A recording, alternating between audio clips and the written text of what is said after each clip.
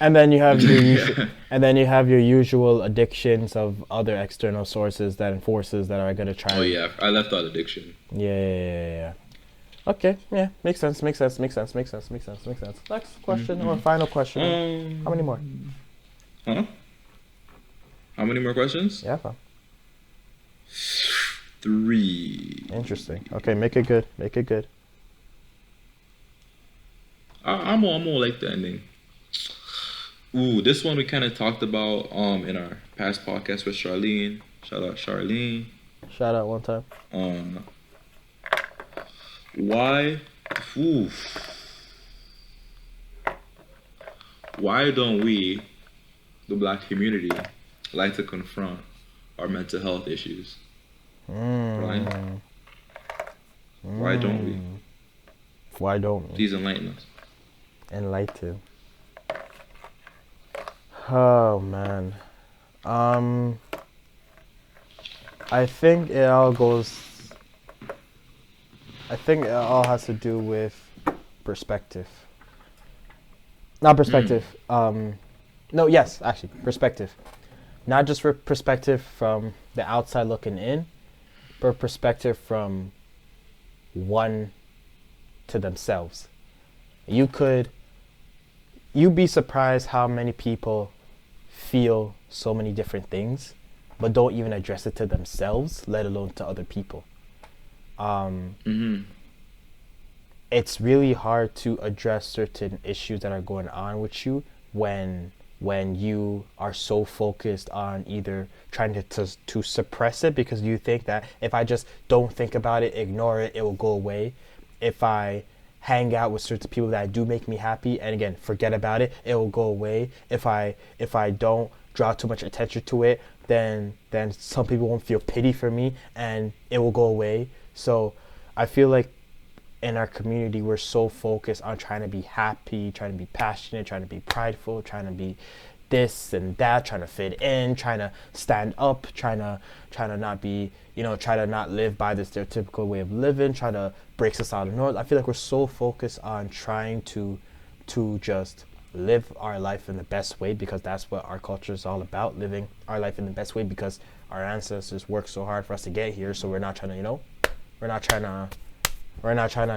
lose this opportunity. We're not trying to let this opportunity leave us, you feel me? Because, they worked so hard for us to get here, you feel me? So we're so focused on making the most of life and being grateful for life that we don't want certain feelings or emotions to kind of stand in front of us like that. Now, if you want to get specific about it, it could go with how you're raised, like about not showing emotion. It could be the group you're in, about how if you start to be emotional, talk about your issues like that, then you're going to be perceived as soft, as a soft guy or soft girl or whatever it is. So you could get specific with that. But I feel like generally it just has to be with you being so focused on trying to be in a certain environment that gives you so much happiness, or being in a certain environment that doesn't fill you with that kind of grief or pain that you feel in your mental. That if you suppress it or you don't talk about it, even with yourself, or just be aware of it, then it will just go away. Why don't people talk about it? Why don't people address it? Yeah, I think they just try to just avoid it. I think they try to suppress it. They think it's just going to go away magically. I think it has to do with how we were raised, how we were brought up, and how we are perceived as these, prideful, passionate people in the world, that if we are seen as kind of weak in a way of expressing our feelings, that we feel we're going to get very insecure about that, when obviously that's not the case. I feel like True. I'm sure there's I agree with a lot of what you said. And the way it applies to me, I more so connect this to growing up with my dad. Because my dad is very, as I said many times in this podcast, straightforward, stern, handshakes, grunts type of person. Not a lot of emotion. tied into our interactions. What are you beating? That's racist. Beating your chest. What are you trying to say? No, I was saying caveman. That.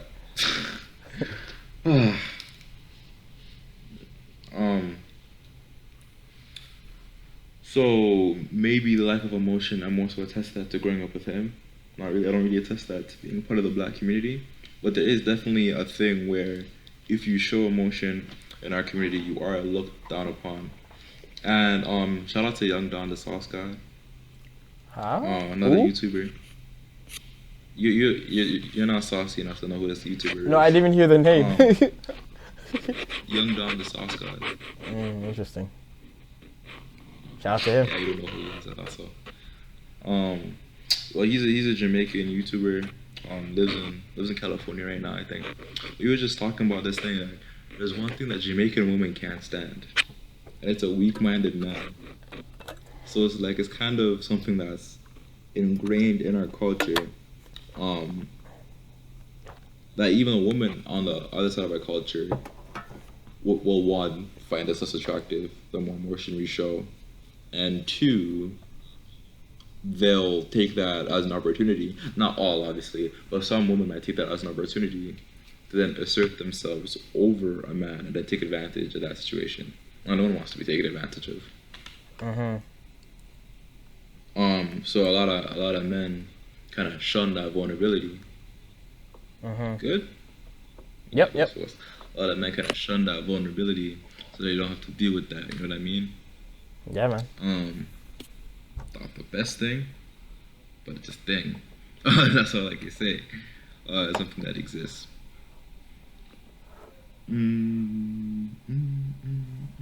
Alright, 2 more questions. Okay. 2 more questions.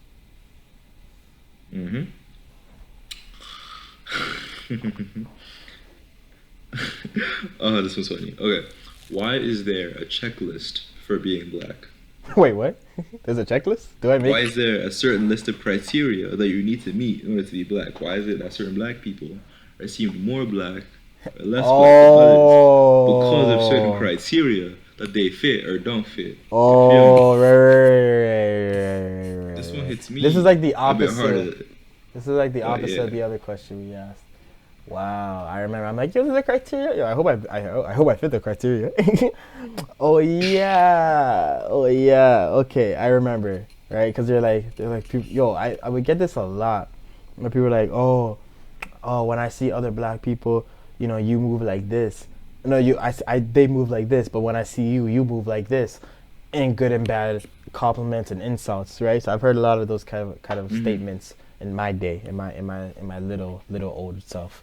Wow. Okay. Why is there a criteria? That's an oxymoron. Not necessarily. Young old self, not little old self. Young old self. That's more of an oxymoron. Crazy. Little old self made more sense. Are you calling me a moron? That's an oxymoron, but continue. So, why is there a criteria? It all has to do with people's perceptions of how we are. So, again, it ties into what we said in the beginning. When we are so focused on being so passionate and prideful of our culture, it attracts more people. It attracts a lot of people. And when our culture sees that it's attracting a lot of people, and when they see that it's bringing themselves happy, they're going to want to keep track of what they're doing. No one is just going to cook some good food and just forget the recipe. They're going to want to remember the recipe. You feel me? So I guess you can see this criteria as a recipe for someone who should act a certain way to act a certain way to be a certain kind of person. I feel like it's more of not like a checklist, but more of like a characteristic list of how we are based on how people have seen us and based on how people have perceived us as, right? So when they see a certain person The mirror fell again. When they see, Because you're banging the table. when they see a certain person. Oh shoot, no, the light actually might blind them. That's a bad idea. I'm sorry, guys. I am so sorry. Excuse me. I am so sorry. When they see a certain person in this sort of culture for a long period of time doing their thing, getting people invested into them, they're gonna know what they're like. Right before people get invested into you, they're gonna ask themselves, why am I so invested into this person? Why am I so what about them is getting me so invested into them? Is it this? Is it that? And then as they keep questioning themselves, they start to figure out, oh, it's because of their mannerisms. It's because of the way of speech. It's because of how they dress. It's because of how they present themselves, right? So it has to do with not even just people from the outside looking in, but people who are actually in the culture themselves. Why am I so happy moving like this? Why am I a happy person when I'm loud, like when I'm a big character, and not a sadder person, but like not as happy when I'm kind of like quiet and timid and stuff like that? Why am I so happy when I'm passionate, when I'm loud, when I'm charismatic, when I'm happy and I'm smiling, but I'm not as happy when I'm kind of quiet and not confident, like, you know what I mean? So it's not like a checklist, but it's more of a criteria list. It's more of a characteristic list of people in the community and people from the outside looking in, kind of like make note of why they get so invested or why they have a good time being around these kind of people. And as they ask themselves why, they kind of break it down into this form of speech, style, blah blah blah, blah blah blah. I banged the table and I brought the mirror down again. So it's more of when people came up with that characteristic list, and they see other people not checking off all of the characteristic list on that box, they're like, wait a minute, are you even black? Like, are you even white? Are you even Asian? You're supposed to be like this, you're supposed to be like that. So so because the majority of the community fit a certain characteristic list, when there's that 1-2 people who don't fit that characteristic list, they're like, yo, you're not even that. Like, I know more about your culture than you. Like, you're not even like this. You're not even like that. Like, you're supposed to walk this way. You're supposed to talk this way. You're supposed to get these type of grades. You're supposed to dress this type of way. You're supposed to be this type of way. You know what I mean? So that I feel like is why there's like this criteria list that people have, right? It's an overall characteristic list that has been gathered from people in the community and from people in the outside looking in. I agree with you. Two things. I feel like for the black people that project that, all the times it might be an insecurity that they hold, that they're not fitting the characteristics that they want to fit themselves, so they were trying to project that to other people. You know what I mean? But then second, it kind of goes towards kind of that I don't know what to call it other than black on black violence, but the black community tends to have this self-deprecating behavior of not uplifting other black people when they're doing great things, even though those great things don't adhere to the black stereotypes. No matter how many good things you're doing, there's going to be this 1 or 2 people trying to bring you down. True. And it hits different when those people are from your same group.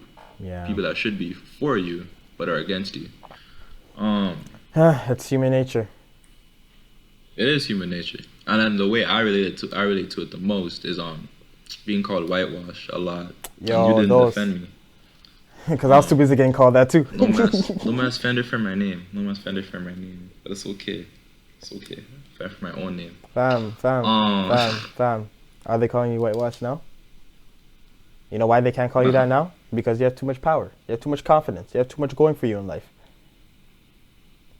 I guess. Or it's because I don't go to school with them no more. But that Yo, could be it. Yo, take the compliment. Yo, take the compliment back. Oh, shit, this is black on black violence now. I took the compliment back. See, Give it back, give it back, give it what I mean? Wow, that's crazy. I see what you mean still. But yeah, just because I acted a certain way, just because I walked, talked, gossiped, did certain things in school, did things differently than a lot of the other people of, the darker skin complexion in my high school, in my elementary school. I was deemed whitewashed. And because I wasn't an amazing basketball player, I'm an okay basketball player. I'm average for my height and age. Not amazing. Now I'm not you trash. are. Now you I are. still school you. Now you are. Before grade 9, you're shaking it, but now you're up now. You're up. Grade 9, I could still beat you. That's the thing. Nah, fam. That's the thing. Nah, fam. Grade 9, I was saucy. Yo, meet me on the courts. We're posting this. Meet me on the courts, fam. That doesn't want smoke. Wait. What's our record? Out of all the times we played, what's our record again? Listen. Let's just move on to the. Isn't it like last question? Isn't it like 6-1? Bro, listen. Let's not tell the good people lies. Let's just move on to the last question. Lies. Let's just. What was the lie, Brian? Yeah, let's just. You saying I didn't beat you? Bro, 6 times? I don't want to cry on camera. Let's move on to the next question, please. My fault.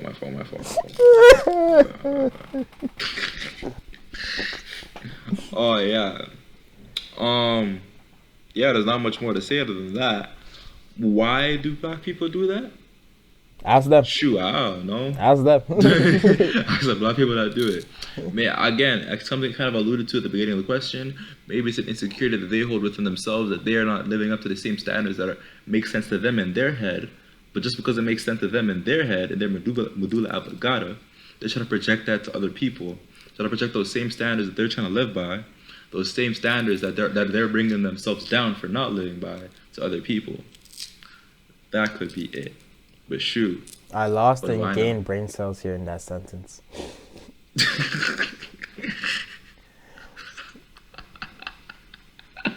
Makes sense. Pretty accurate.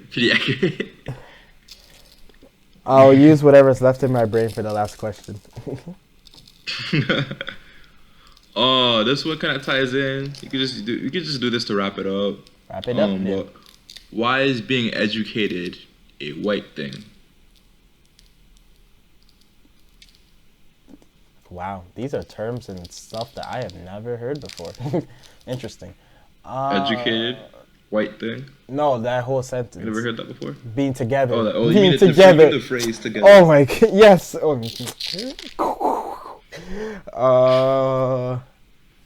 Why is that a white?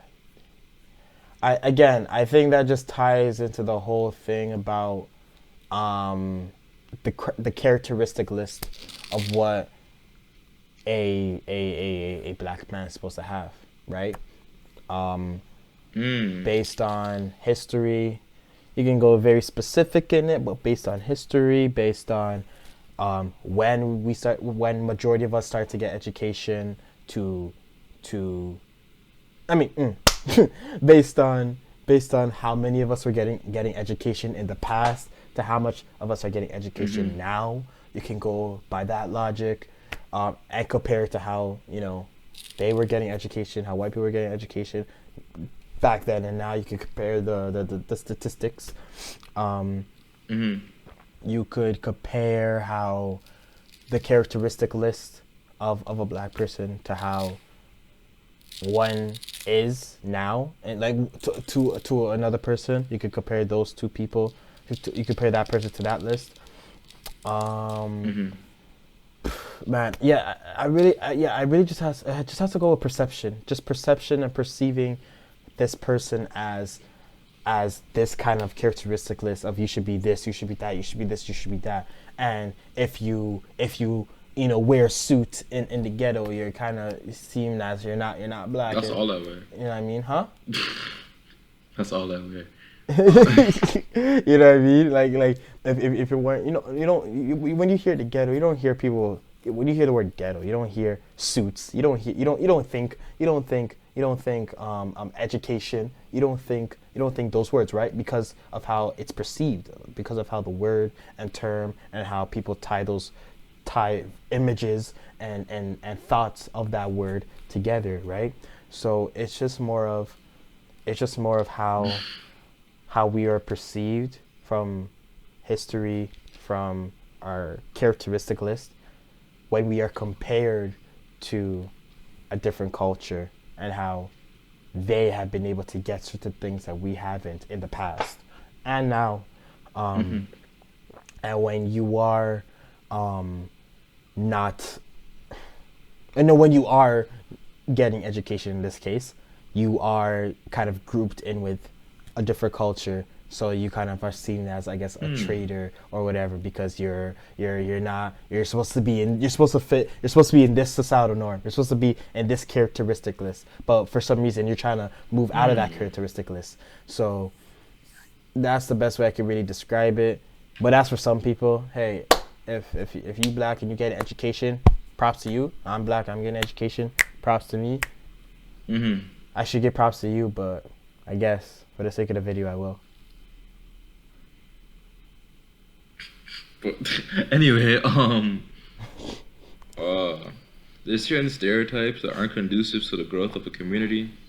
Wow, that's deep. and and this is one of those stereotypes. Yeah, for me personally, this stereotype seems more of like an Asian thing. I don't know. Asians are usually the ones that are deemed as like just way more intelligent than everybody else. And I think there's pressure on both sides for that. Because imagine being that one Asian kid that's not the smartest person in your class. Imagine the pressure. Imagine that. I can only imagine. Imagine feeling like a failure. Imagine just the same, just being that one black kid that's not good at sports. Just imagine that. Or being that one black kid that's like that doesn't know how to, I don't know what other stereotypes about black people there. I don't know. Imagine being that one black kid that can't, rap or sing, that isn't rhythmic, that doesn't have rhythm, that can't dance, Oh my gosh, I know what you mean. Imagine being that one. Think about other stereotypes. Ah, you made your point. Shoot. You made your point. I don't know. Imagine being a poor white person. Crazy. Oh, sorry. Wow, I feel them typing. I can hear it already. Hey, stereotypes are stereotypes. One of them just clicked send. What? How do you hear the future? Yeah. That's some Bonaventure type stuff. Bonaventure era. Shout out Bonaventure era. Yeah, I know, man. Yeah, I do know. Shout out grade 11 English class. Forced to read that book. Not a bad book. 10 out of 10. We'd read again. Never read it. I read Life of Pi. Watch the movie. I read Life of Pi too. Yo, it's about me. Weren't you in my class? No, I was in Mr. Marquez. You were in my class. I was in Marquez's class. You're in grade 11 in Marquez's class? Yes. Yes. Sorry. My fault. Yeah. Yes, it is your fault. Continue. Yeah, but if a stereotype does not help you grow as a person, or you don't feel like it is positive, there's no need to live by it. There's no need to pressure other people in your group or in your community or in your culture that don't live by it. There's no need to pressure them into living by it. Because at the end of the day, we shouldn't put ourselves in a box. You know what I mean? Like, we should allow each other to, grow, to advance, to, move forward as people, as a race, as a culture, as a community. I just feel like this is just something that's not conducive to that. With that being said, once again, I'd like to say no racial. Stop it. You're not doing sign language. I'm sure you're offending someone. You're offending someone. I don't know how. I don't know who. But you're offending someone. So just stop. With that being said, no racial. Again, he's 19. He knows nothing. I'm 18. I know less than nothing. So we just I know less than nothing. Bro, I have to study to actually get to the level of knowing nothing, fam. Oh, like anyway, how Will Smith saves up to be broke? Yeah. I have to save up to be poor. Yeah. Oh man, I love Fresh Prince. Yeah, that's all I wanted to say. Trying to sign us off. Like the outro. Yeah, like outro or. No, the intro outro. The intro outro? Yo, that's forbidden. Yeah, that's forbidden. We can't do that. It's haram. That's. Hey, you said it, not me. So they come to you for not getting permission to say their language. It's not my fault. Bro, say their language. What are you talking about, bro? Just do the outro. Yeah. Oh, someone just clicked send. Okay.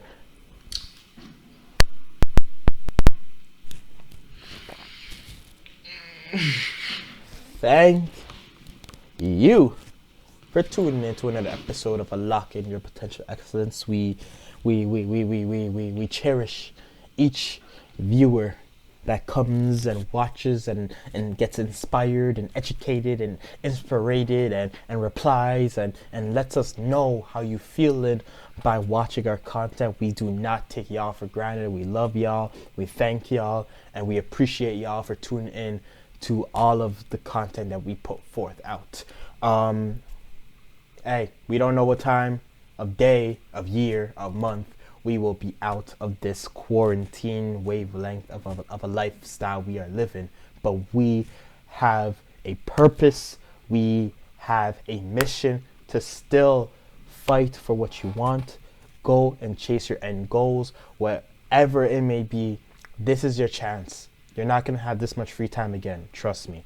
This is your chance to really use this time to mold you into the kind of person that you dream and desire of being, and please don't let this opportunity slip away from your fingers ever again. And with that being said, please turn on those post notifications so you never miss another upload. Like if you dig this podcast episode, comment, tell us what you felt, share it to all the good people of the world that we live in. And once again, forever and ever,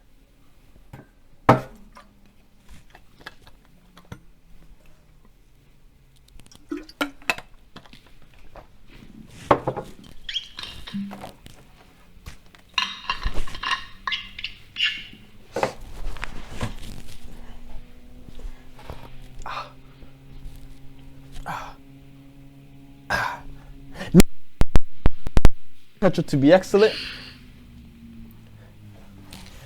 and subscribe to the Unforgettable Journey. Woo!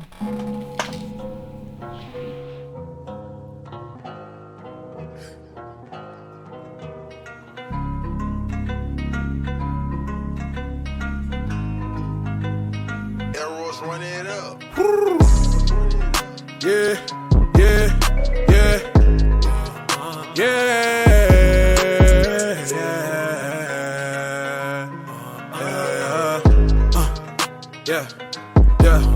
I wanna whip in her bands on. Got a shorty in the friend zone. She wanna go to the end zone. Losing signals, it's a dead zone. So miss don't let all your friends on.